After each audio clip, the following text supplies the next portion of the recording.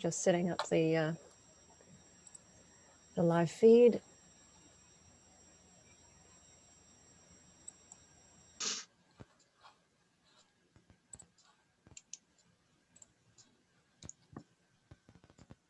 Hi, Pat.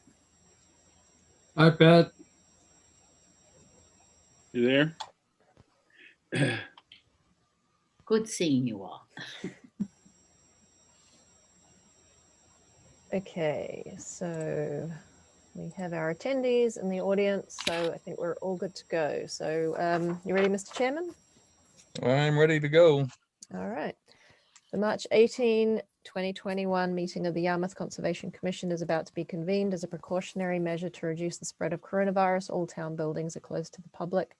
Therefore, this meeting will be held by remote participation. My name is Kelly Grant, and I will be moderating participation for this meeting. I will now turn it over to the chair of the meeting. Thank you, Kelly. My name is Ed Hoops. I'm the chairman of the Yarmouth Conservation Commission. I will begin by taking a roll call for quorum. David Bernstein. Here. Rick Bishop is not here. Tom Durkin. Here. Ed Hoops is here. Paul Huggins. Here. Ellie Lawrence. Here. And Patricia Mulhern. Here. All right, with a quorum present of six present, one absent, I will now call the meeting to order. I will now ask the moderator to explain how remote participation works. Pursuant to Governor Baker's March 12, 2020 order suspending certain provisions of the open meeting law and the governor's March 23, 2020 order imposing strict limitations on the number of people that may gather in one place, this meeting of the Yarmouth Conservation Commission is being conducted via remote participation. No in-person attendance will be permitted, but every effort will be made to ensure that the public can adequately access and participate in the proceedings as provided for in the order. Persons who would like to view the meeting while in progress may do so by watching via this virtual meeting or the live feed on the Town of Yarmouth YouTube channel. You may also listen to the meeting by dialing into the number provided on the meeting notice. Please be patient as we work to overcome any technological challenges with the virtual meeting. To reduce confusion, all participants are muted by the moderator. As participants are called upon to speak, they will be unmuted. Applicants can use the raise hand button or press *9 on their phone to identify themselves to the chair. The meeting host will then unmute applicants when they are called upon to speak. During the portion of the hearing designated for public comment, the chair or moderator will ask who in the audience has any public comments or questions. Members of the public attending virtually will be able to make comments using the raise hand button within the virtual meeting. If you're dialed in on the phone, you can press *9 to indicate that you would like to comment. Please wait for the chairman to recognize you before speaking. Members of the public who wish to provide comment are asked to identify themselves by first and last name and affiliation for the public record, and then provide your comment. Prior to concluding opportunities for discussion, comment, or question, the chair will ask a final time if anyone wishes to speak on the matter. All votes must be roll call votes. After a motion is made and there is a second, the chair will ask the moderator to take the roll call vote. The moderator will then report that vote. All motions, decisions, documents, and letters must be verbally read into the record.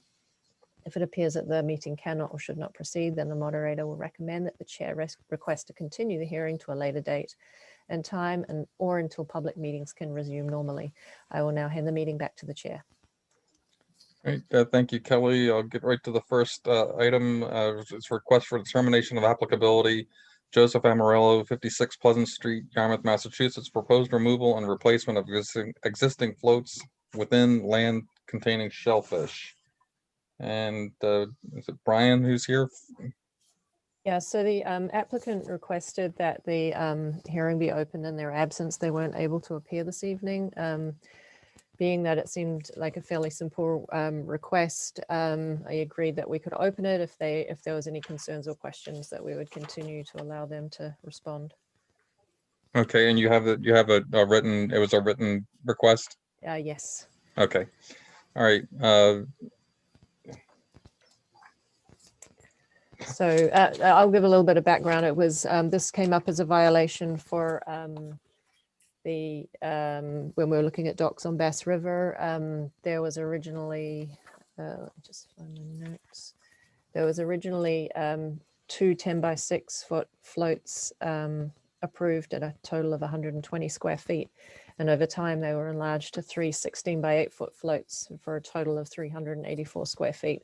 So they removed the oversized floats at the end of the last season, and they're proposing to replace those with two 16-foot by 6-foot floats for a total of 192 square feet, which meets the bylaw regulations for the float size and for the distance to the neighboring docks. All right, thank you. Questions from the commission?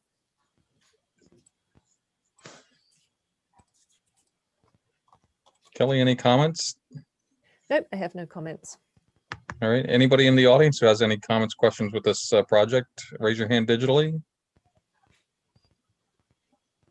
Okay, I see none. Last chance for audience comment.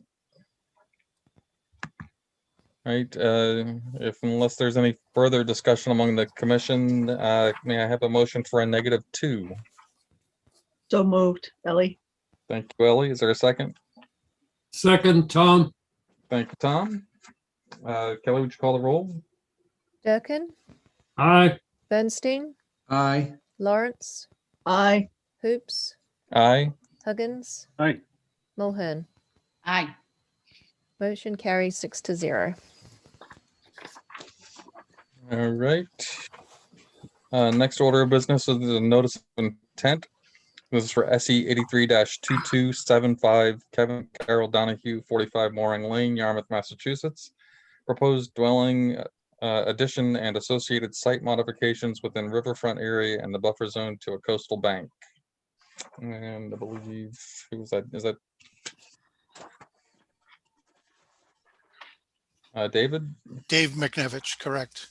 Okay. Dave McNevich from Coastal Engineering Company, representing the Donahues this evening.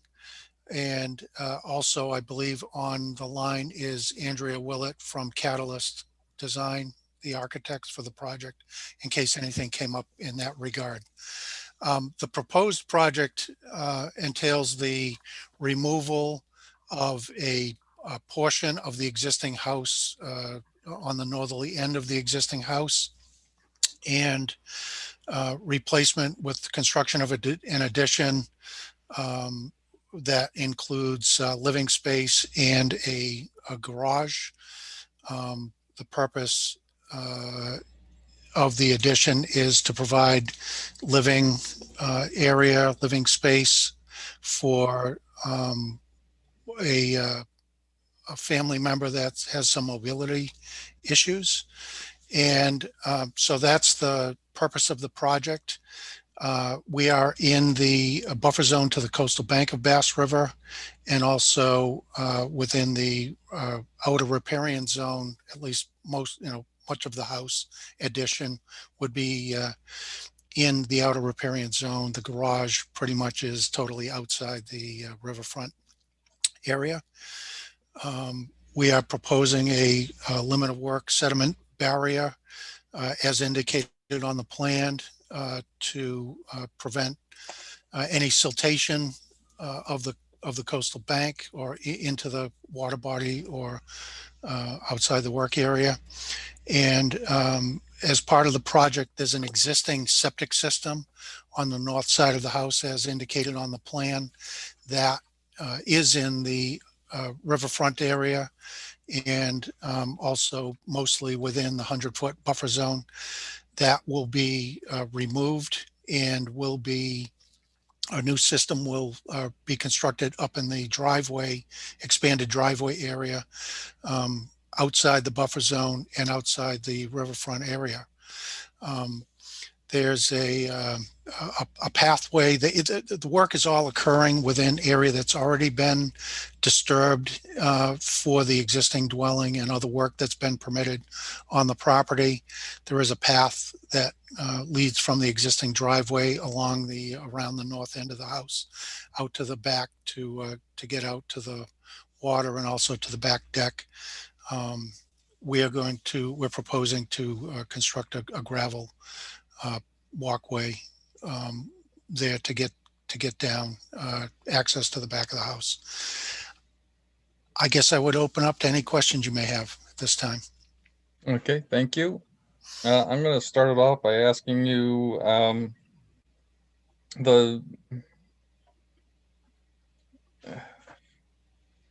no, I'm not. I'm going to I'm going to hold off. I'll ask anybody else from the commission if they have any questions first.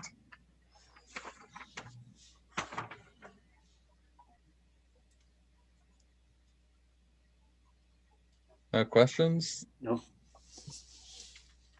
Kelly, any comments, questions?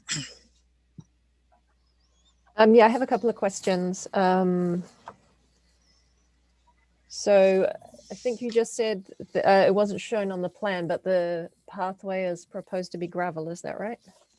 You just, Yes, that's my understanding. okay. So we just need to make sure we include that in the conditions. I just wanted to clarify with regard to the riverfront requirements, because they can be a little difficult to interpret. So just to run through the requirements for those, this is a previously developed property. So that section of the regulations under riverfront area apply.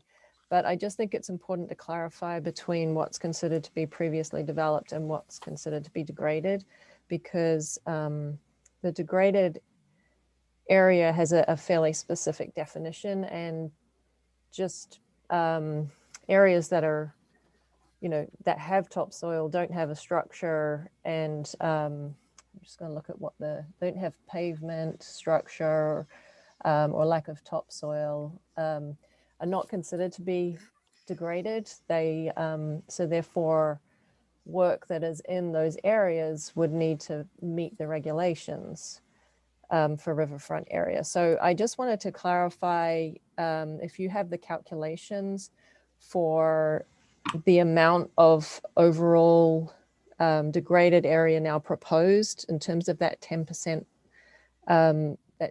limit. Has that calculation been done for this project? I don't have that calculation readily available Okay. in front of me. So there's an existing degraded area for that portion of the dwelling that's within the riverfront area, Right. and deck that's going to get removed Mm-hmm. and So yeah, replaced with the new addition. Mm-hmm.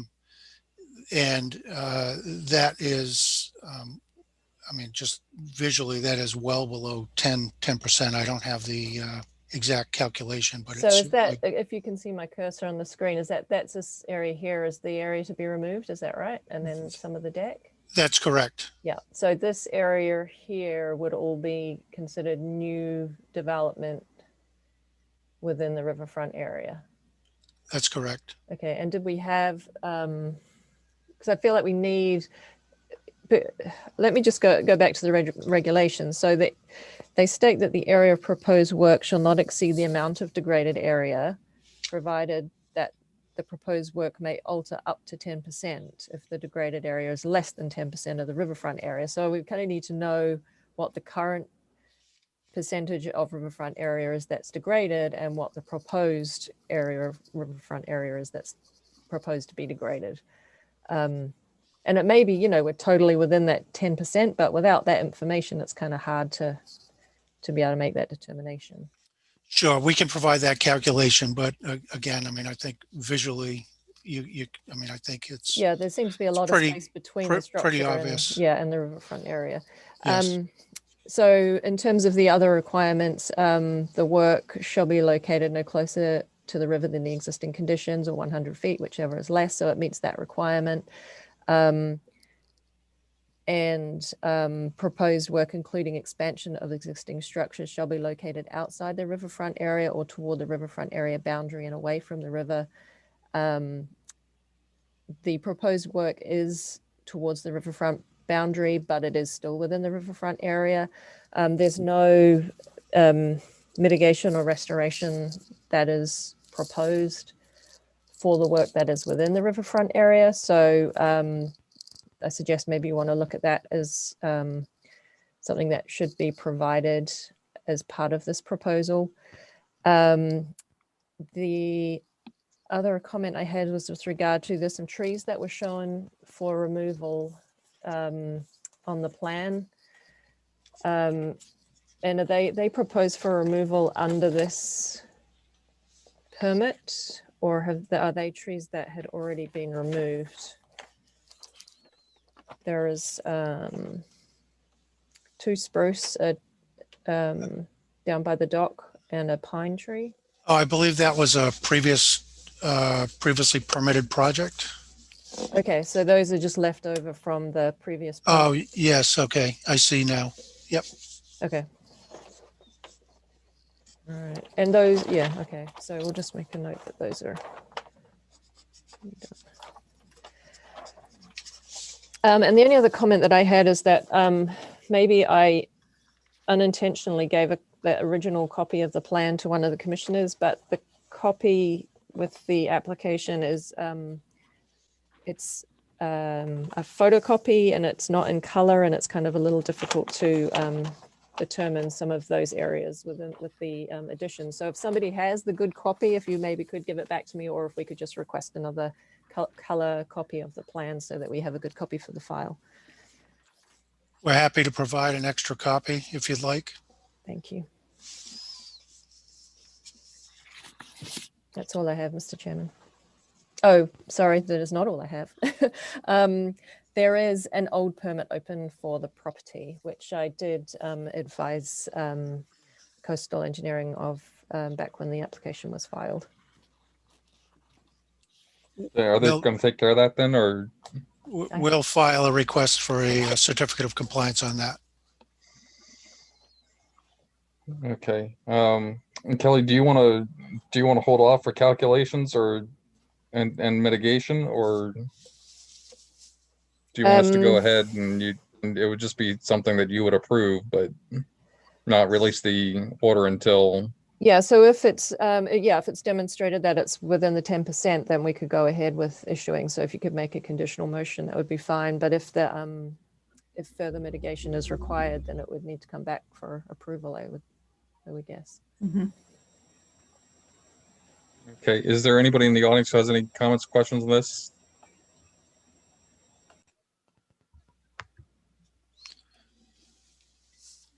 If not, would somebody like to make a motion? Well, I'll make a motion that if it's within the 10%, we give Kelly the okay to do it administratively, but if it's over the 10%, they have to come back to us for the mitigation plan. All right, thank you, Ellie. Is there a second? Second, David. Thank you, David. Kelly, would you call the roll? Ekin, Aye. Bernstein, Aye. Lawrence, Aye. Hoops, Aye. Huggins, Aye. Mulhern. Aye. Motion carries 6-0. All right, thank you, everybody. Thank you, David. Thank you very much. Good evening. All right, next order of business is another notice of intent for John Cifelli, the 156 Swan Lake Road, West Yarmouth. Proposed addition to a single-family house within the buffer zone of a coastal bank bordering vegetated wetland and is subject to coastal storm flowage. And I believe that's Dan.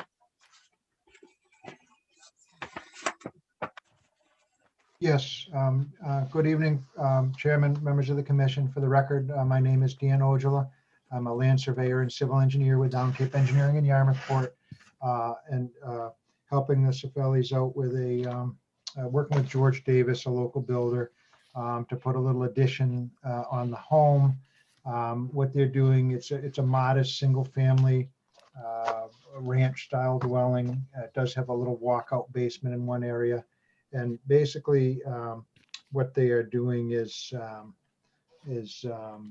putting in changing a bedroom from one end of the house and putting it in on the other end of the house.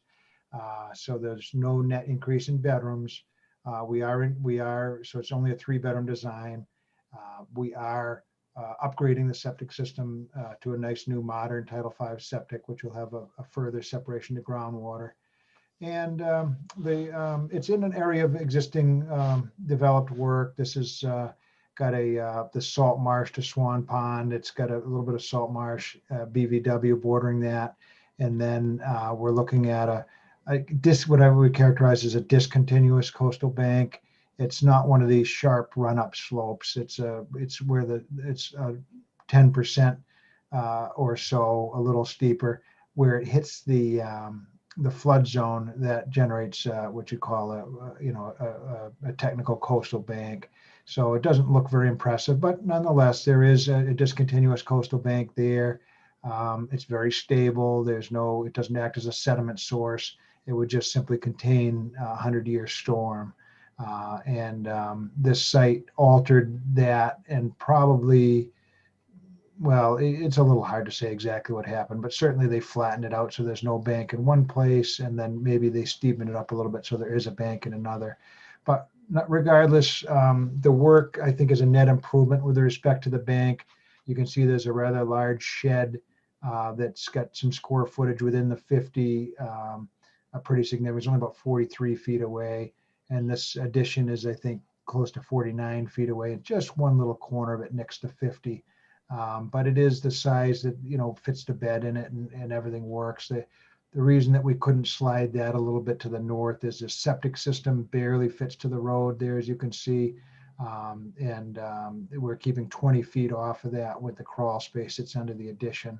I had kind of asked, why don't we slide this a foot to the north? And that was the reason. And so hopefully the board could find that because there's less roof and structure within that 50, that very small incursion could be allowed in this instant.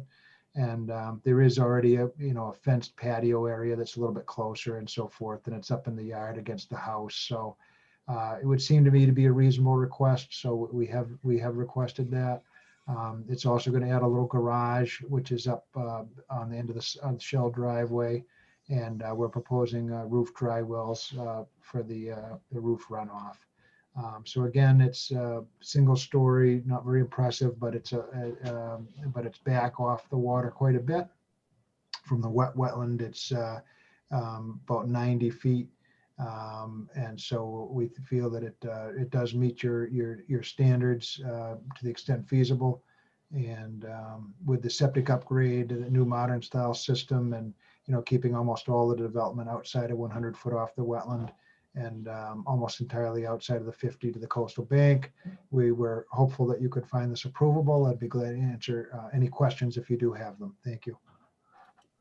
Okay, thanks, Dan. I'm just going to ask so what is the required setback for off of septic? Is it 20 feet? Yeah, so it depends. So the slab to the garage can be within 10, but as soon as you have a cellar wall, you need to be 20.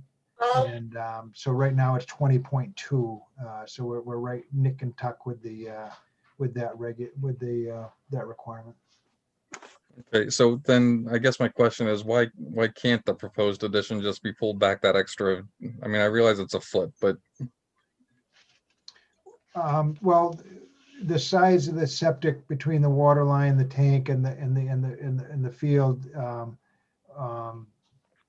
we nicked the corner off the leaching field to make it 20 feet from the house.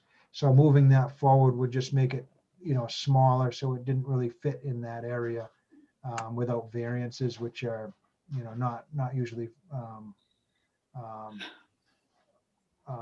appreciated. So, again, it's a fractional, tiny little number of square foot, probably on the order of about 4 square foot total. And we're removing quite a bit, on the order of, 10 by 4 or something, 40 square foot reduction. So, I mean, we're just hopeful that because it's a reduction, it would be allowed that tiny little incursion. But you're not doing any other mitigation then, right? For the rest of the building that's in the 100? Correct. Yeah, no, it's a very natural Cape Cod lawn, and it's not we're not doing any work outside the work limit line. So we didn't, think it was a great candidate for that, but that we thought would be pretty adequate to remove that big shed. So if you look at what's within 100 feet of the wetland, it's going down quite a bit. Within 50, it's going down quite a bit. So we're hopeful that would carry the day. Okay. All right. Yeah. Okay, I'll turn it over to the rest of the commissioner. Any questions? I have two questions, David. David? Number one, it says here on the plans, I believe, existing shed to be demolished. Is that still true? Yeah, so that's what we're talking about in terms of getting rid of that big double shed that you're looking at in the photo to the left there. Mm-hmm. Okay. So that would be greened up and returned to a more native situation there. yeah. Okay. And second question, and it's probably me, I can't find where the new septic goes. That's that, yeah, upward. Okay, I see it now. Yeah, Okay. yeah, it's Yeah. as far as possible from the resource area. Yeah, way Okay. up under the drive. Thank you. All right, anybody else? Yeah, Paul? Paul? Yeah, just, what's the dimension of the proposed addition? Like how many feet on, So it's 20 feet proud of the garage. So that dimension from the garage out, the garage is 16 by 22. And the addition is only 16 feet wide. The 20-foot sticks out past the garage, and then parallel to the garage, it's approximately, let me see, 8 and 8, it's about 16 feet. So 36 by 16. 36 by 16, and how far over the 50-foot line are you? I see it's only a little corner. But Yeah, it's what does it say, 48.9 there. So yeah, only about a foot. So did you think about just shortening up the building by a foot and then you're within the 50? Well, Instead of moving it back, that is. You know? yeah.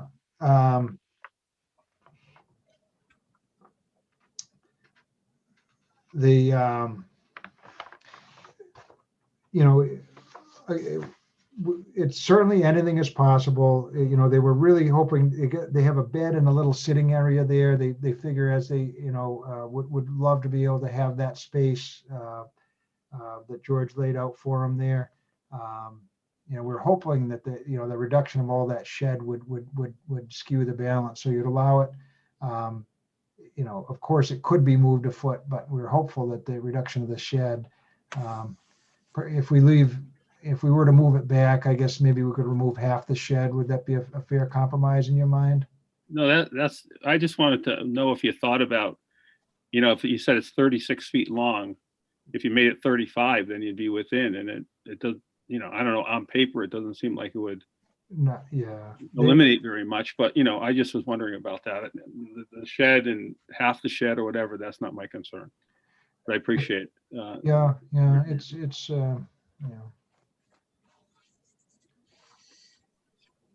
You're all set, Paul? Yes, thank you. Okay, anybody else? Kelly, questions, comments? A couple of comments. So we don't have a DEP file number for this project yet, unless Dan, have you received anything today? Yeah, it did come in okay. later, or it showed up at least when we checked a few minutes ago. It's the next sequential number, DEP. I've got it here somewhere, but it's the one after the one on the. I haven't here it is, received 2276. SE 83-2276 that showed up on the DEP site this afternoon. Okay, so And no comments, I don't think. Priscilla, no comments, right? Yeah, no comments. I'm just taking a quick look on the website.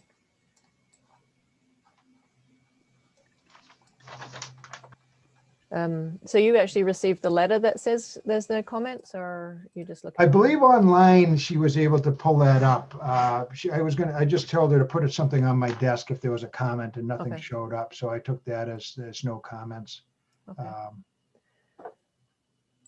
All right, so that I didn't. You can see the lot online.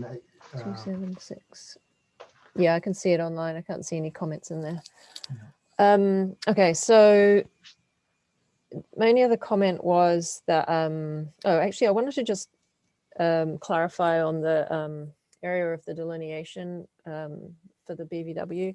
I asked for the sheets for the delineation, but I only received back one sheet for one of the flags, which was flag 2.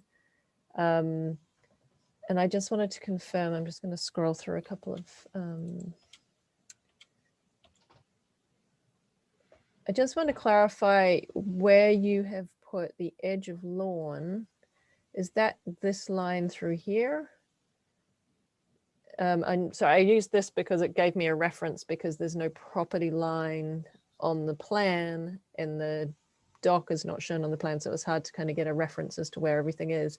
But the edge of lawn shown on the plan, I'm assuming corresponds to sort of up here, given the space between the edge of lawn and the flood zone line, which is this line. So you've marked the edge of lawn as being up in this area. So the split in the AE to 12 line, it's very close to that where the edge of lawn is. So I would say it's probably only 5 or 6 feet off that. So you'd be down at the very throat of that where it closes up a little bit. Yeah, because I way thought, down yeah, there. that's, yeah. So, but on the plan, it looks much further up. Like it looks a bit further up. And the reason I'm asking is just because this area, I wasn't convinced that the BVW wasn't a little bit higher because of the conditions in this area with the moss and the wetness of the ground there. And so that's why I'd asked for the wetland delineation sheets, and I didn't get those back for that area. So I just wanted to clarify, because this area, which is very close to BVW and within BVW, is being maintained. It looks like, you know, it's being mowed at least regularly. So I just wanted to clarify that line, and just maybe that there should maybe be no cutting in this immediate area, and just bring that back so that there's a little bit of buffer to that BVW line. And then the other comment that I had was just obviously the dock, or whatever you would call it, that appeared between about 2012, 2014 in that time frame based on the aerials. And we don't have anything on file for permitting for that. So I would just suggest that be removed from That the looks like property. a good candidate for removal. Yeah, it doesn't look like it's well used anyway. No, I wasn't so sure that wasn't a fence by the. Well, parts of it look like a fence. I think it's kind of been patched together from some different materials. So It may have been a fence. yeah, at first I thought maybe it was something that washed in there, but it does seem to have a float with like a fence being used as a ramp or something. So so yes, I would just recommend that be removed. We'd be happy to have that be a condition. Yeah, so what would we characterize it? Was there, I did think I saw in one of my photos a couple of railroad timbers down there where they were mowing. Oh, I thought I had I did have another photo. Yeah, and I think that's pretty much just in this area here. There's those ties. Like if the line of mowing could just kind of end somewhere through here and just kind of leave this area where it gets narrower,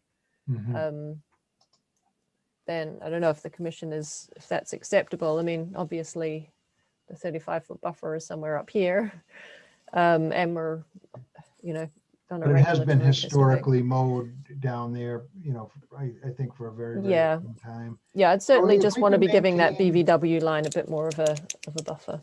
Yeah, perhaps we could suggest from where it's currently mowed 10 feet back, but allowing a 3-foot path or a 4-foot path you generally would allow down in case the grandkids want to go into the down towards the water at high tide. I don't know, but that would be usually you do allow some sort of a path. I think that might be acceptable. I mean, I wouldn't mind establishing a path, a 4-foot wide path through the area, but I'm not real comfortable approving a plan until we settle the BVW issue. But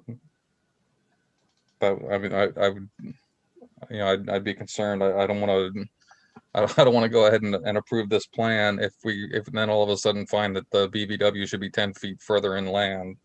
Yeah, and the reason that And- it kind of came up was, you know, when I was down there, it seemed very wet underfoot and with, you know, signs of kind of some, you know, moss and things in that area. And there was, you know, it was kept very low. So it was kind of difficult to tell with the vegetation. But, you know, and you also look at the elevations, you've got the other BVW flags are more at like 5 and 4, and then it suddenly is at 2. So it seems like, you know, it is going to be wetter down through that area. So that's why I wanted to confirm if there were like, if he'd done soils in that area, and just to see what that looked like and whether that line should be a little further landward. And then just, yeah, to have less mowing in that area. Yeah, there's, you know, unfortunately, those phragmites are just taking over that marsh. So and they're trying to come up. I can see even when the photos were out there in August, they, you know, they're trying to come up in the lawn area even, but they'll grow anywhere. But yeah, it does look like there's a little area there where it's probably a little too close to the water where they were mowing. But I would have to, unfortunately, yeah, okay, so in the pictures, there is some mowing between where we call the edge of the lawn and the wetland. Yeah, because that's why it's confused, because the edge of the lawn to me would mean that was the limit of any mowing. Yeah, I think the salt water the killed mowing the is all lawn. the way down. Yeah, well, I thought maybe they didn't need to mow because it was all just kind of. The salt water tends to kill the lawn any lower. Yeah, it's one of those situations. It looks like at a good spring tide, the water comes up onto the lawn almost a little bit. So that area could probably be used 10 foot more of naturalization. But unfortunately, what's going to happen with it, the frags are going to just take it over. So I don't really know what to say, but we could offer that, and you know, maybe the natives will thrive. But yeah, we can get the remnants of the boards or whatever is in there out, and pull those little edgings back and provide 10 feet from the wetland line. Let me see.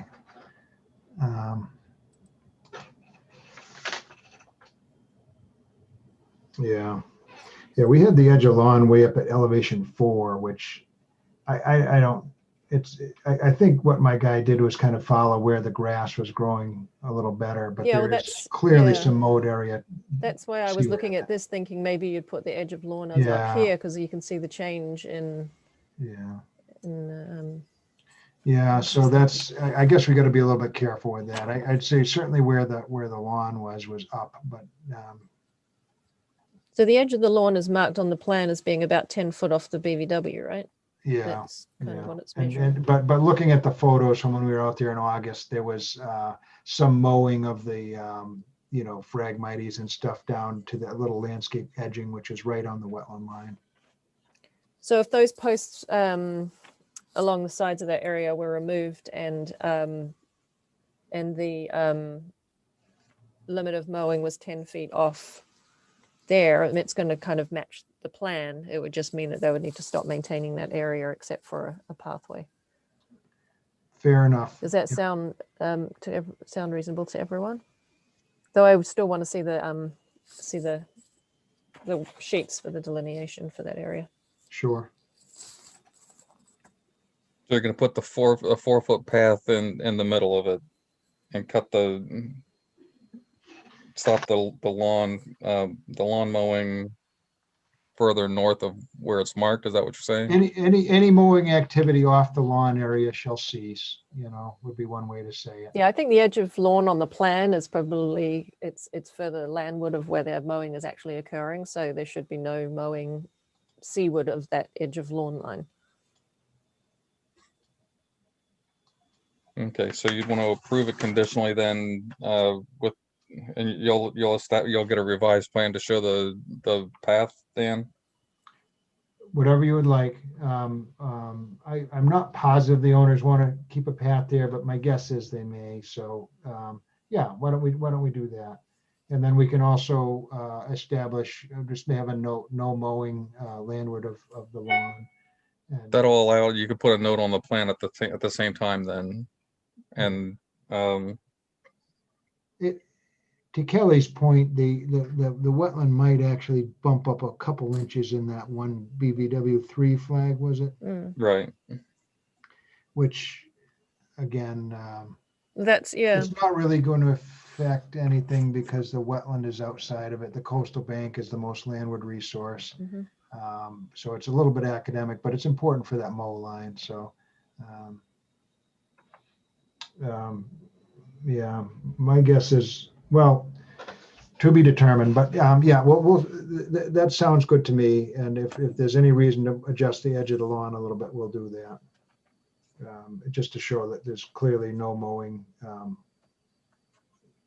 any further, that's close to the wetland right there. So we'll just approve it then with the condition that we receive a revised plan showing path and limit of mowing, and we receive the wetland delineation, the rest of the wetland delineation forms. Does Correct. that make sense? Yeah. Relative, yeah, especially relative to the flag 3 area. Everything else is quite up. But, Okay, so you're that's good with that pretty though, long. Dan? Dan, you're good with that? Sounds good, like a good condition. Okay. The rest of the commission okay with that? Well, it looks like flag 4 is also in the 2-foot line too, so that maybe need to be brought up. No, I think we should get, I mean, Kelly asked for all of the delineation forms, so they should be able to provide that. That's not a big reach there. Okay.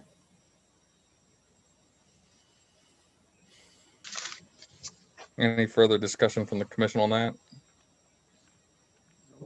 For me. Kelly, you're good with that then?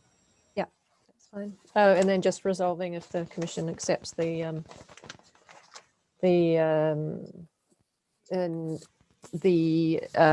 Building, into the 50-foot setback. I'm sorry, Sorry. you cut out. Whether the commission accepts the incursion into the 50-foot setback. Okay, do you need a finding for that, or? Well, I guess it's a request for variance if it's inside the setback. I don't know if we received, was it I mean, it wasn't stated as a request for variance, but that's effectively what it is if it's within the 50-foot.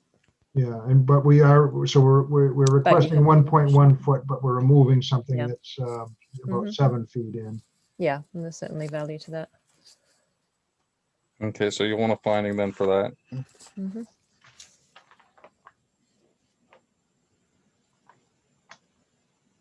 All right, anybody in the audience have any questions with any of this?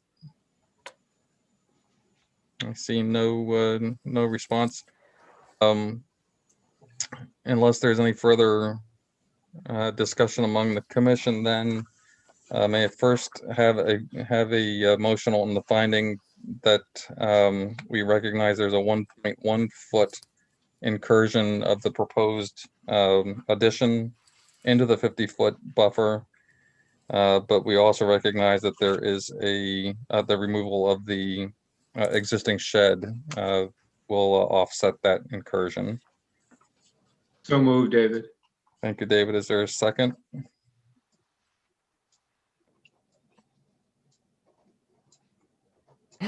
Second, Paul. Thank you, Paul. Kelly, would you call the roll on that, please? Durkin, Aye. Bernstein, Aye. Lawrence, Aye. Hoops, Aye. Huggins, Aye. Mulhern. Aye. That motion carries 6-0. Okay, thank you. And then do I have a motion to approve the project pending the receipt of a revised plan that shows a 4-foot path to the BVW, a reduction of the mowed area between the marked lawn area and the BVW, and the receipt of the remaining wetland delineation forms And the removal of the dock. and that. Is there a motion to that effect? So moved, Ellie. Thank you, Ellie. Is there a second? Second, Tom. Thank you, Tom. Kelly, would you call the roll? Durkin, Aye. Bernstein, Aye. Lawrence, Aye. Hoops, Aye. Huggins. Aye. Mulhern. Aye. Motion carries 6-0. Thank you very much for your careful consideration. We appreciate it very much. All Thank you. right, thank you, Dan. Let's see, next order of business is a request for an extended order of conditions for SE 83-2159, 7 Grove Street and 9 Vernon Street, West Yarmouth. Is there somebody here for this, Kelly, or Looks like Kieran is here. Kieran Healy. Kieran? Hello, Mr. Chairman, members of the board. For the record, my name is Kieran Healy. I'm a land surveyor with the BSC Group, representing the owners of the property at 7 and number 9. We're looking for an extension for the order of conditions for this property. We got approved 3 years ago for this. Some of the work has already started, and the septic system is completely in the ground and operational. And we have started working on the pilings. The owners, the builders met with Kelly on site to prepare the, sill fence line and getting everything ready for the construction. But because it's a piling style construction, it's going to take some more time. And even though we would look for 3 years, if we could get more than 1 year, at least 2 years, just to get this process going, because of the pilings, it just takes longer. Okay. Does anybody have any comments, questions?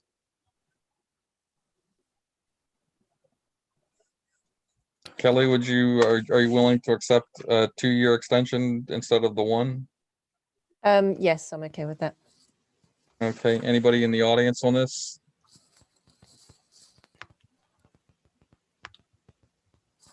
All right, would somebody like to make a motion for the extension of the order of conditions for 2 years for SE 83-2159?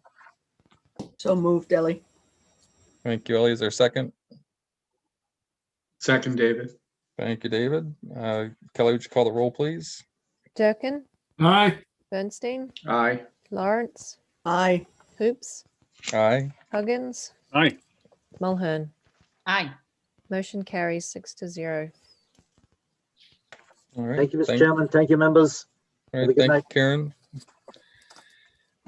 Next order of business, certificate of compliance. This is an easy certificate for SE 83-1116 Fairwind Circle. Would Actually, somebody like it's to not. make a I'm sorry. motion? Sorry I'm sorry. to interrupt you. It's not quite as simple as I had anticipated. Oh, geez, see, that's why we haven't got the updated agenda here. So.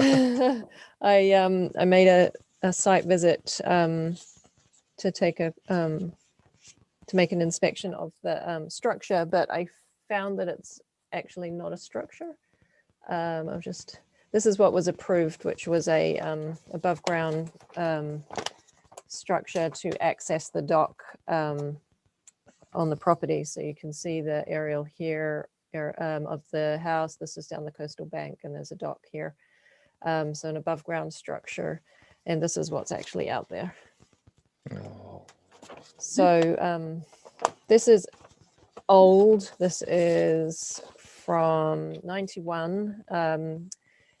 It's a little strange because at the time there was a statement submitted by the engineer for both the dock and the walkway, but they were under 2 separate orders of conditions, and the order of conditions or the certificate of compliance was issued for the dock, but there was no request on file for the walkway.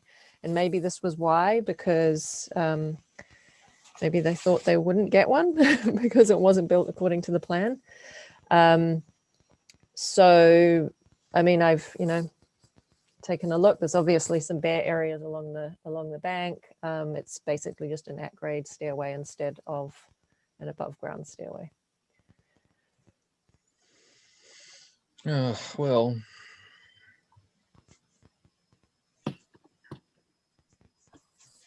I mean, I guess in 91 we were still allowing to a degree in grade steps like this. Yeah, it may have been an accepted method at the time.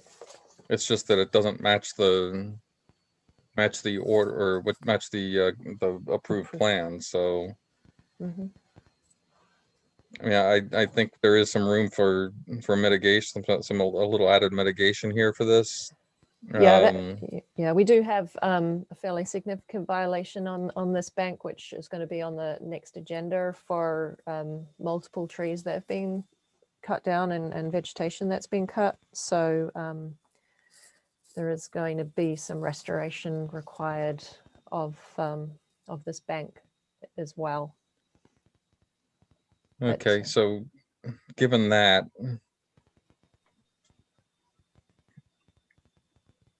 I mean, I guess we could require a new as-built plan for this, and then deal with the mitigation for this, as well as the cutting violation, all under a separate restoration order. I think would probably do it. Yeah, so yeah, certainly there is going to be a significant amount of work required through that restoration plan, so that could be incorporated into the same plan. I mean, do you have any other suggestions other than that, or? No, I mean, I'm not sure I really see the point in, causing this to be reconstructed at this point.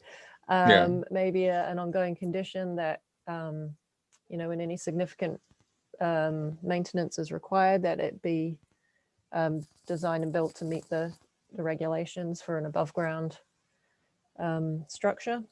That's maybe something that could be done. Put that onto an ongoing condition. Mm-hmm. Yeah, that makes sense. Any other comments from the commission? Yeah, just one question, Paul. So 1991, this was done as opposed to what was on the plan. So 30 years ago. Is the property, does anyone know if the property still owned by the same people who applied for the plan? Yeah, the property owner actually has her hand raised. She might be able to answer that question. The order of conditions was actually issued to it's Steve and Donna Powers, so it's a different owner to the current owner. Yeah. So I'll just add, it's just interesting to me that even though it was 30 years ago, there was a plan, and the plan was completely ignored. And I don't know if there were lax kind of enforcement efforts in those days, but it's just amazing to me that you could have a plan, it's approved, and you do something completely different. So anyway, that's all I have to say. Kelly, could you show the original plan again? Sure. And the original plan had it above ground? Yeah. Yes. Okay. Thank you. Yeah, there's no doubt. Well, are there any questions from the commission right now, or I'm going to go over to the homeowner then? If not, maybe that can. All right, Colleen, Ms. Bueller, you'll have to unmute yourself.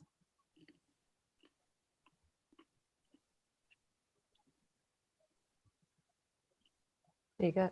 Can you hear me? Mm-hmm. Yeah, go ahead. If you just state your name for the record, please. It's Colleen Bueller. All right, and what would you did you have any comments to any of those questions? Actually, no. I was, as Kelly will probably tell you, I was shocked, to say the least. But I am, I didn't install it. I'm the second owner, and I just applied for the certificate of compliance. which they were supposed to have gotten. So I'm just trying to work with everyone to see what we need to get done. Since this Okay, is way, yeah. I only bought the house 20 years ago. This was, done way before this, but I was, completely caught off guard with that. So I reached out to the original architect and engineer, and that's when he gave me the letter that he sent to Brad Hall. And that's why we stand here. That was the original COC request, Kelly?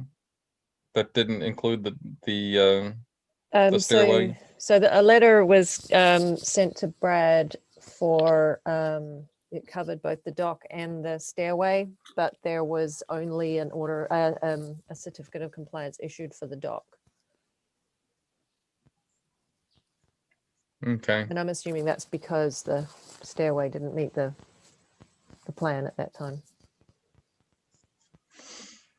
okay, well, I mean, I think at this point, it's clearly not the current homeowner's Mhm. fault that it was built incorrectly and that it was passed during the change of title from the previous owner to the current owner.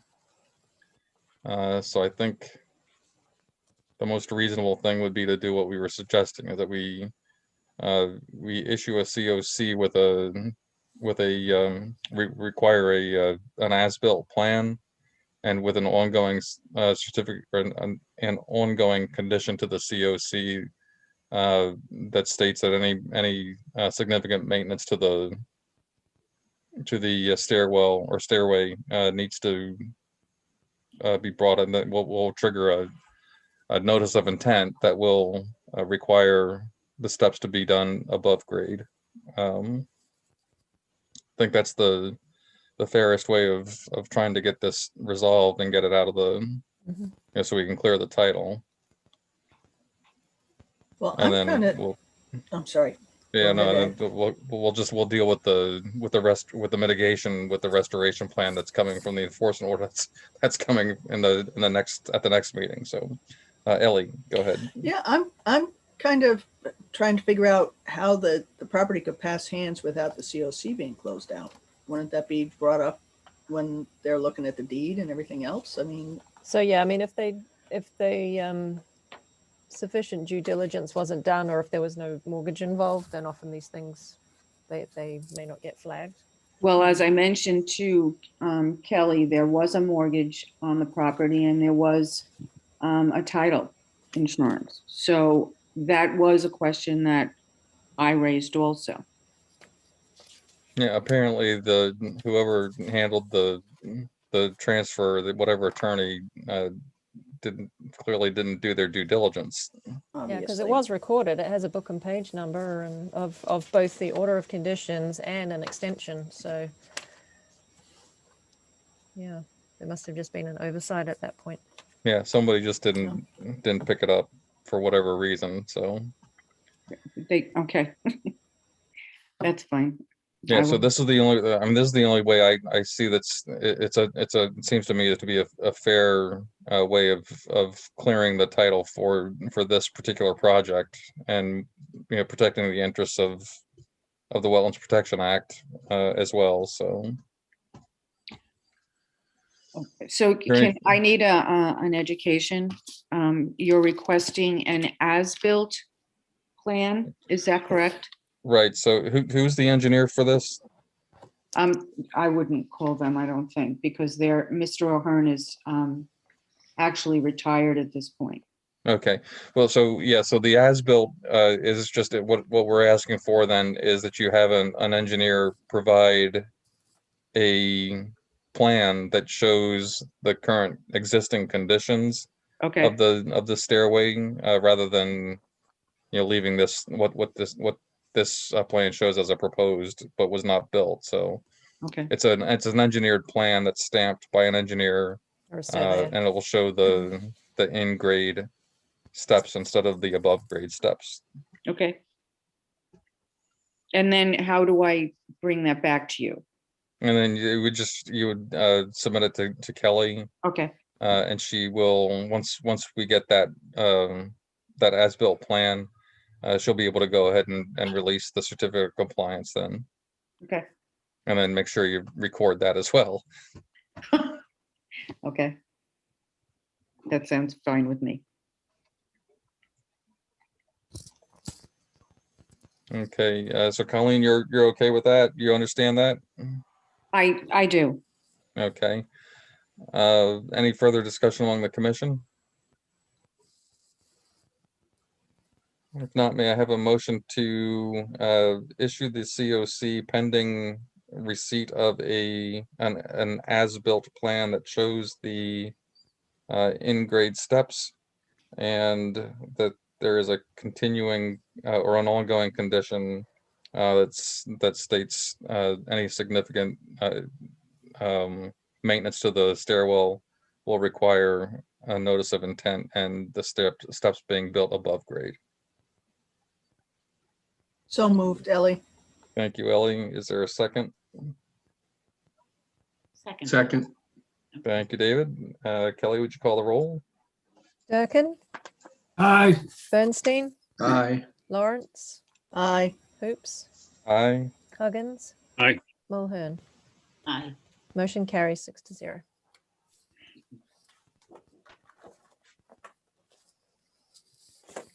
Thank you, Oh. everyone. All right, thank you. All right, next order of business is an enforcement order for 82 and 86 Harbor Road. I believe we've received a revised plan. Looks like it's done everything that we've asked them to revise. Raul is in the audience, I believe I saw him.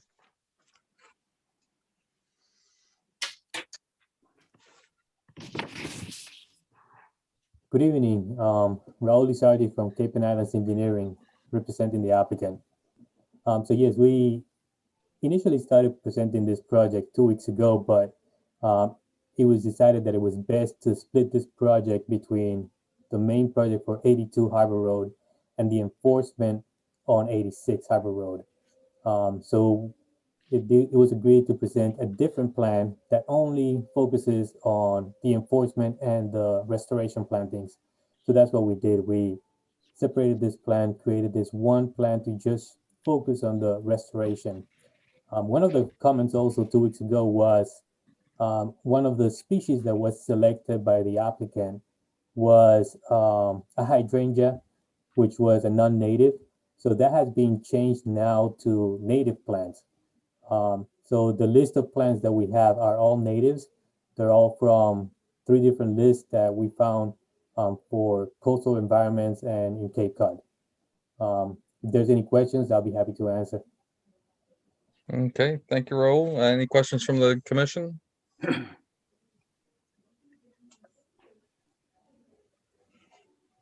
Kelly, any concerns? No, the plan is good. I just would recommend setting a deadline for the restoration work to be completed of, say, June 1st of this year. Okay.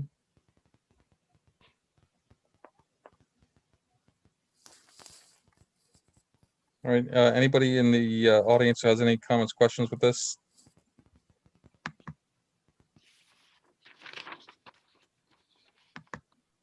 All right, if not, we did not ratify this last time, did we?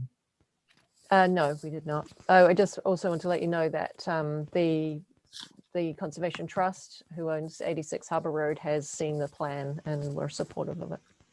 Okay, that's always good. All right, if not, if there's no further discussion, then may I have a motion to approve the enforcement order for 82 and 86 Harbor Road, Yarmouth, Massachusetts, with the condition that the planting be completed by June 1st of 2021. So moved, Tom. Thank you, Tom. Is there a second? Second, Paul. Thank you, Paul. Kelly, would you call the roll? Durkin, Aye. Bernstein, Aye. Lawrence, Aye. Hoops, Aye. Huggins, Aye. Mulhern. Aye. Motion carries unanimously 6-0. All right. Thank you, Raul. Thank you, everyone. Good night, everyone. Good night. All right, other business, Eversource Energy 2021 yearly operational plan. They're doing their update as they are required to do by law. Any discussion amongst the board for this one? I have a comment. All right, David? I am absolutely against the use of herbicides and appreciate Kelly's letter and support that. And I think we need to make sure that Eversource understands the situation with water. I'm sure they do, but they seem to ignore it. I've been to a couple of public hearings with Eversource and never seems to go anywhere.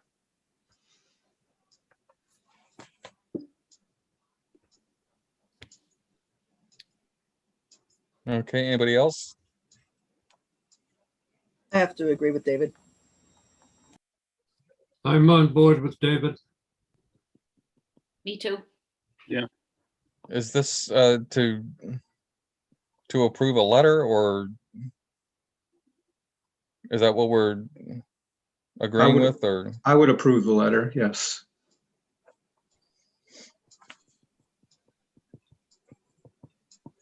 Okay. I don't know how, may I ask how much influence a letter like that has, or is it just blowing in the wind? Well, I mean, to be honest with you, they're doing everything according to the law, and there are, I mean, the long and the short of it, it's not like they're, just so you understand, it's not like they're hiring a plane or a helicopter or something to come along and spray the entire right of way, regardless of anything. It's their maps are actually relatively very, very detailed, and so they do stay out of they respect the buffers around BVWs and other wetlands. They do, they follow the label directions, and in terms of the application, they are professional applicators. So it's done. It's done within all aspects of the law. So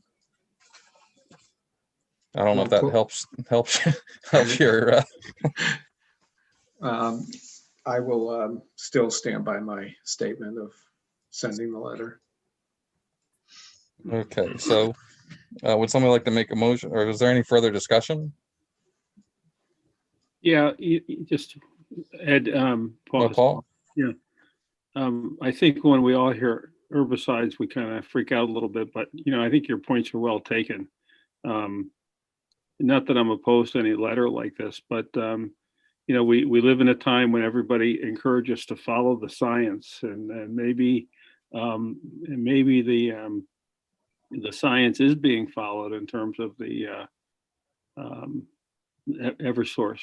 I mean, I'm not convinced that they're trying to do anything bad. It's just that we're overburdened, I think, with contamination of our environment in so many ways. But as you say, if anybody's going to follow, hopefully, if anyone's going to do this properly, it's going to be Eversource, as opposed to maybe a bigger problem that results from homeowners not following directions. So, it's kind of that kind of thing. It's, I wish herbicides weren't necessary. I wish they weren't used, but we need to, I guess, trust the professionals in terms of all of this.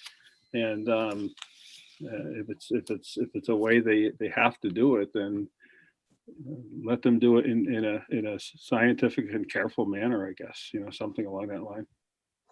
Yeah, I don't disagree there. And the idea is, I mean, ideally, I would like this.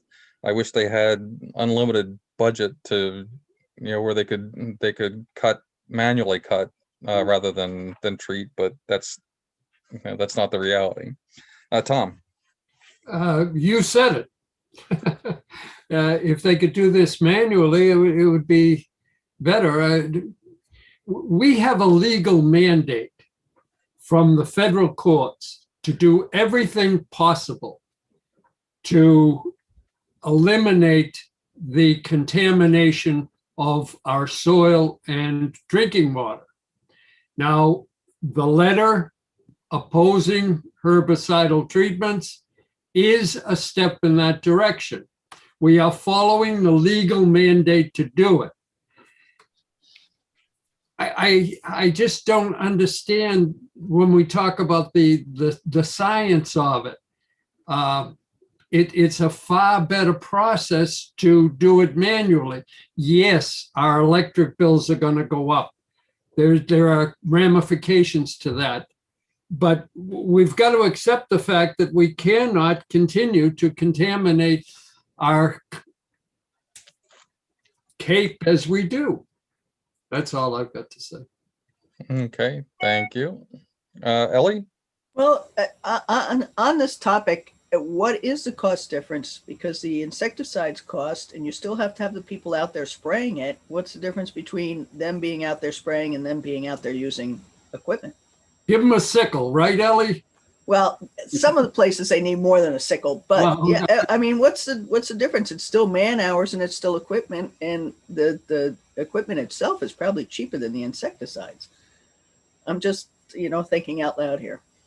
Actually, I'm not an arborist, so I won't even begin to tell you. But I would say that if they didn't have to use the herbicides, they wouldn't. Only because who wants to go through the countless hours of public hearing that you're going to hear from people get all up in arms because they're using herbicides. If the costs were comparable, I think they would. I think they would be doing the mechanical in any minute. Well, they still have to have the zoot suits on because the people who are spraying it don't want it sprayed on them. So yeah, well, but that's the whole point. Yeah, David. I agree with Ellie and Tom, and I don't give Eversource as much credit as I'm sure they're doing everything legal. I agree with Paul that they are doing everything legal, but it doesn't mean they can't find alternative ways of doing things. And I agree with Tom. I mean, there was just that study about some chemical in our water that nobody knew existed or didn't know existed at the level it did. And I worry that, they're doing everything legal, and then years down the road, we're going to find out, they did it legally, but we should have done something less intrusive. So I support the letter, and I guess that's it. Ed? Okay, Paul? Yeah, I don't necessarily disagree with everybody, but I mean, sometimes I just wonder if, again, when we hear certain words like herbicide or whatever, pesticide, that we have a reaction as opposed to maybe a reaction that isn't, for my purposes, as educated as it should be. The other thing that comes to mind is that we do approve, don't we, removal of Phragmites with an application, the bundling, whatever the heck it is, and the application of an herbicide. So if we do that, if we're opposed to this, shouldn't we also stop approving those kinds of mitigation efforts as far as the Phragmites is concerned? I'm just wondering. I agree. Is there an alternative to getting rid of Phragmites then? Is there? Yeah, that's what I'm asking. I don't know if there is, but there certainly is a alternative in this case. Yeah, maybe so. Okay. Can I say something? Oh yeah, go ahead, Pat. I sound like an old timer, but it was not always like this. I've lived here a long time, and I used to walk under those power lines, and in fact, we used to go and get blueberries under them. I'd say in the last 20 years, it has all changed to just using the herbicides and not just manual cutting. I know that the lines got bigger and it's more on a dense power system, but it was not always done with just the herbicides. Times have definitely changed since. Yeah. Yeah. All right, so unless there's any further discussion, is there somebody who would like to make a motion? I'll make the motion that we support the letter and send it to Eversource. Okay, so just to make sure everybody's clear, an I vote in this case is supporting the letter. Yes. Just want to make sure everybody understands what's going on. All right, Kelly, would you call the roll, please? But nobody seconded it. Oh, I'm sorry. Ellie, did you second it? I seconded it. I just Okay, seconded. Ellie Oh, I seconded. heard Thank, you. thank you, Ellie. I thought I heard you there, I but heard her thinking about it. yeah, there you go. All right, Kelly, would you call the roll, please?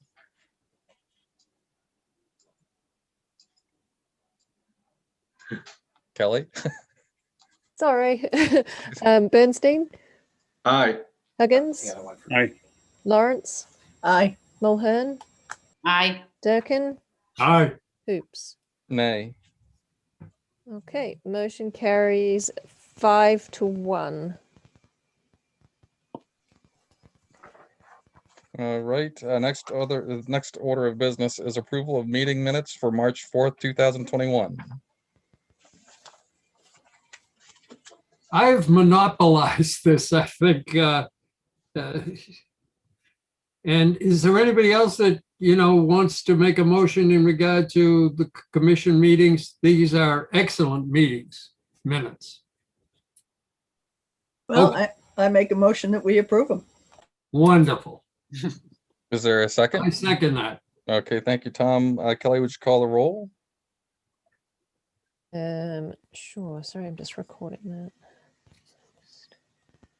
Bernstein, Aye. Huggins, Aye. Lawrence, Aye. Mulhern, Aye. Durkin, Aye. Hoops. Aye. Motion carries 6-0. And I would like to take a moment to just say thank you to Tom because he is usually the one that we rely on for the minutes. So I just want to recognize we do appreciate your continued and many years of minute reviewing. Thank you. I just didn't want to monopolize. That was all. We never feel that you're monopolizing, not with the minutes. Thank you very much, all. Appreciate it. All right, is there any other business not reasonably anticipated? I have a couple Kelly, of anything? things. I just a reminder to folks if they want to attend the MECC conference events to let me know their selection and I will sign them up. I have so far heard from Ellie and Pat. I think that is it at the moment. Is there a deadline for that? We can set a deadline. I don't think they have a deadline. It's just when it's full, it's full. If it if it fills up. But Earlier if the we better could, because things do fill up. yeah, if we could maybe set ourselves a deadline, that would be good so I can get the submission in. Okay. Do you have to get an invoice and then send a purchase order, Kelly? It's always complicated, so I'm not sure how I'll do it this year, but yeah, I'll probably go the invoice route. Yeah, so that's gonna adds extra time. I don't know if they're I got the impression that they are not they're not really sliding any breaks in terms of deadlines or anything. If you're not paid up before the you have to pay the invoice before the meetings, Yeah. you don't get access. So But Kelly, you'll let us know if we're approved or not approved and all that. yeah, I'll do a confirmation once I've signed everyone up. I just have to do it all in one go, so I'm just going to wait for everybody to submit their choices first. all right, anything else from anybody? So we shall we set a deadline for like the end of next week for that? Does that sound all right to everybody? Mm-hmm. That's the 24th, is it? 26, I think. 26. 26th. Okay. Regulations updates. We were going to schedule another working session. we actually didn't receive any new applications today, so Oh. on our deadline. So maybe we want to use our next meeting instead to work on regulations. We have just one item, continued item for Malfa Road. That's the only item we will have on the agenda. So if we want to use the rest of the meeting to do our next work on the regulations, does that make I thought sense? we were doing the enforcement order on. Oh, sorry. Yes, we do have. Sorry, we do have. In fact, we have 2 enforcement orders on that Okay, already on that Still short. agenda. But yeah, it still should be still Still relatively short. short. That's good. now on these regulations, are we going to delineate between the ways of water and town landings?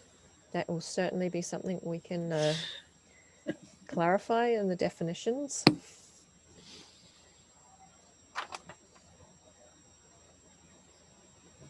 And that is all I have. Okay. Okay, anybody will- else? I will say that Pat and I sat through our meeting with MACC about, was it about, Pat, help me here. About regulations and bylaws dealing with Coastal resilience. coastal rebuilding and climate change. That's the word I was looking for. I wrote up notes. I sent them to Kelly after Pat looked them over, and I don't know if that's going to be part of our next. Yeah, Meeting or I can distribute those in the packet for the next meeting, so that I think that would be useful to have for that meeting. It included some stuff that MACC sent out, so those would be also be sent to you. And I intend to call the woman at the Cape Cod Commission who was on the call, because she said they're supposedly putting together some bylaws that might help us. So I'll give her a call before our April 1st meeting. And just so everybody knows too, that there are several workshops at MACC this year on coastal resiliency and various coastal resiliency issues. So it's just another reason to go to MACC. Besides the fact that you don't have to schlep all the way to Worcester and stand around on a cold, drafty building for all day Saturday. Yeah, that's for sure. All right, anything else from anybody?